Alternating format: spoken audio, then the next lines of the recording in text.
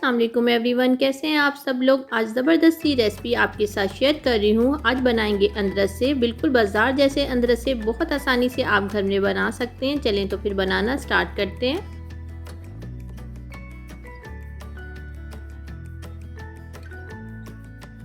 अदरसे बनाने के लिए मुझे सिर्फ 4 चीज़ें चाहिए। सबसे पहले मैंने लिया है 1 कप चावलों का आटा। चावलों का आटा बाज़ार से आसानी से मिल जाता है और इसको मैंने छान लिया है। 1 कप मैंने गर्म दूध लिया है। 3/4 कप मेरे पास पिसी हुई चीनी है, यानी 1 कप से कम और आधा कप से ज़्यादा, और इसको मैंने घर में ही पीसा है। और आधा कप मेरे पास है सफ़ेद तिल। सबसे पहले मैंने एक बॉल लिया है और उसमें मैं डाल दूंगी 1 कप चावलों का आटा।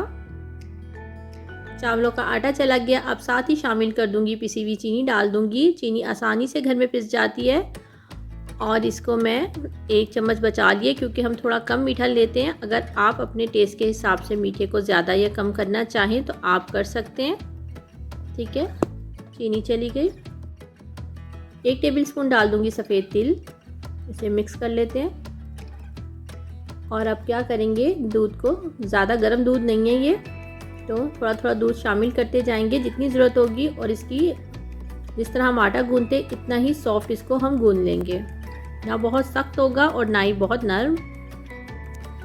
देखिए, इसे हाथ से अच्छी तरीके से मिक्स करना है बहुत। और जब भी दूध की ज़रूरत हो 1 टेबलस्पून आप इसमें शामिल करते जाएंगे और इस तरह गूंद लेंगे जिस तरह हम आटा गूंदते, ना बहुत ज़्यादा सख्त होना चाहिए और ना ही बहुत ज़्यादा नरम।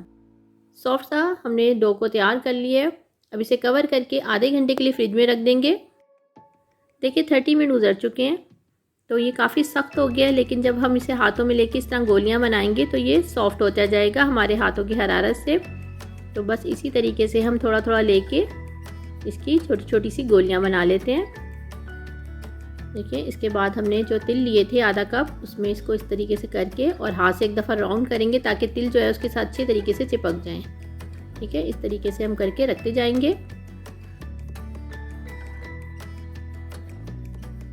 देखिए, सारी इसी तरीके से गोलियां तैयार कर लेते हैं। बरसात में बहुत अच्छा सा ये मज़ेदार सा स्नैक है, आप इसे ज़रूर बनाइएगा। शाम की चाय के साथ भी बहुत ज़बरदस्त लगता है।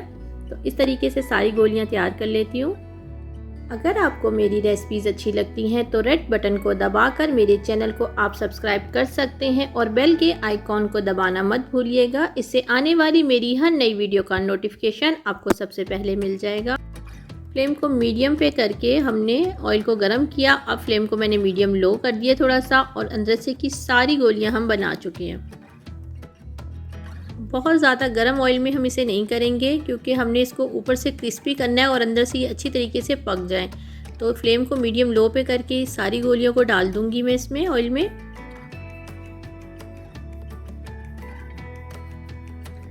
देखिए, आपने फ़ौरन चम्मच को नहीं चलाना है। ठीक है, और बहुत ज़्यादा देर नहीं पकाइएगा, इससे क्या होता है ये अदरसे की जो गोलियां होती हैं वो सख्त हो जाती हैं। तो आपने फ्लेम को मीडियम लो पे करना है, लेकिन बहुत ज़्यादा स्लो फ्लेम पे नहीं पकाइएगा इसे।